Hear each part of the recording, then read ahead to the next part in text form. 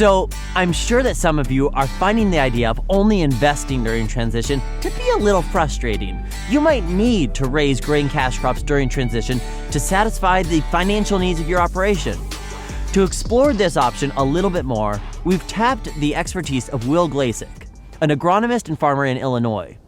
Will put together a practical summary of how to approach transition scenarios in two ways. 1, do not raise cash crops during transition, and 2, do raise cash crops. We added some regional context depending on where you're farming to make the advice useful to everyone. Will breaks the transition down into a 4-step process, starting with a year 0 and ending with our first certified organic crop. So let's start out with that year 0. Any land used to produce raw organic commodities must not have had prohibited substances applied to it for the past 3 years. The transition plan we'll discuss assumes that prohibited substances have ceased prior to the first year operating the farm. Essentially, the transition starts in the summer or fall of that year 0.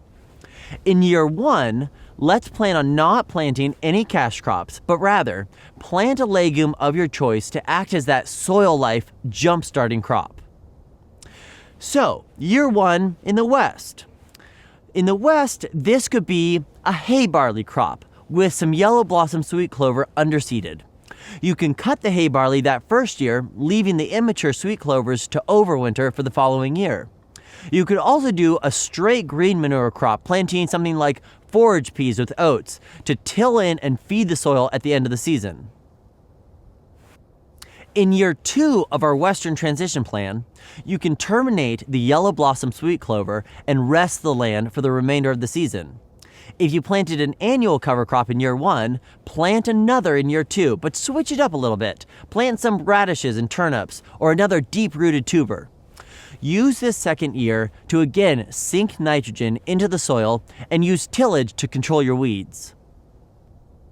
Year 3, you're almost ready for that organic crop. If you sprayed before harvest time in year 0, you can plant your first nitrogen-feeding cash crop at the beginning of year 3, as long as the harvest date will fall after your last prohibited input date's 3rd anniversary. If my last spray date was June 30th, and my harvest date for spring wheat would be, say, July 1st, you're golden. Organic harvest just has to take place after the 36 months are over, and boom! You're all ready to sell an organic cash crop with a full market premium. Not so hard, right? Now let's leap over to our eastern U.S. scenario. If you're located more in the Midwest and East, in year 1, you can plant oats along with a forage legume mix such as 25% red clover, 25% perennial ryegrass, and 25% alfalfa, or 25% orchard grass. Calculate proportions by seed count, not by weight. You will not harvest a crop in year 1 because you'll want to bank all of the fertility that you possibly can from that cover crop. In year 2 of our Eastern transition plan, keep that grass legume mix that's established during year 1. You can hay it early in the season so that you realize some revenue. Try to cut the hay early or mid-season to maximize hay quality and also to prevent the grass legume mix from putting down deep roots, as you'll want to terminate it in year 3. In year 3, you are right on the doorstep of completing transition. This is the first year that you're going to be able to sell a certified organic crop if you're able to harvest the crop after the 36-month anniversary. The hayfield roots will be shallow. Moldboard plow or till them out to terminate. Your first organic corn crop can then be planted. Cultivation will be used to control your weeds multiple times throughout the season. And then again, bam! We are ready to sell some certified organic corn and get that price premium. So let's recap.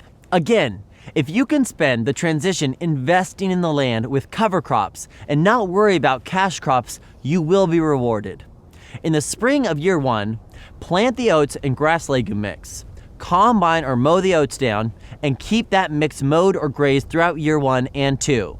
Note, don't bale or sell any of the hay. In the fall of year 2, till that forage mix out and plant an oats radish cover crop. Plant corn in the spring of year 3, and that's your first certified organic crop. In the West, You're going to plant that first hay crop, say hay barley, along with your underseeded yellow blossom sweet clover. You're going to terminate that clover in year 2. You're going to rest the field for the rest of the season, and then you can plant your hard red spring wheat the following year. By the time harvest comes around, that spring wheat is ready to be certified organic, and boom, you get your price premium. If cash is needed, in the Midwest and East, plant cereal rye following conventional crop harvest. You're going to plant a minimum of 150 pounds of rye for no-till beans and 75 pounds of rye if you're going to have cultivated beans. Follow cereal rye with soybeans in that first year. Either mow down and work in the cereal rye or use a roller crimper to do a no-till soybean. Follow soybeans with wheat or rye or oats in year 2. Interseed small grains with red clover. And note, we're going to mow down that red clover after harvest so that we can get some weed control. In the spring of year 3, add manure as needed and work in the red clover, and then plant what will become your certified organic corn. If you need to have cash flow during transition in the West, you're going to have to figure out how to get your weeds under control first. The best way to do this is to start in year 1 with some legumes that you can use as a plow down to interrupt that weed cycle. You can then do some light feeders like barley or oats during the transition, but you still want to remember you need enough nitrogen to really maximize that first certified organic year, so be careful about mining your soil in an attempt to get some cheap, pretty poorly priced transitional crops out of the ground.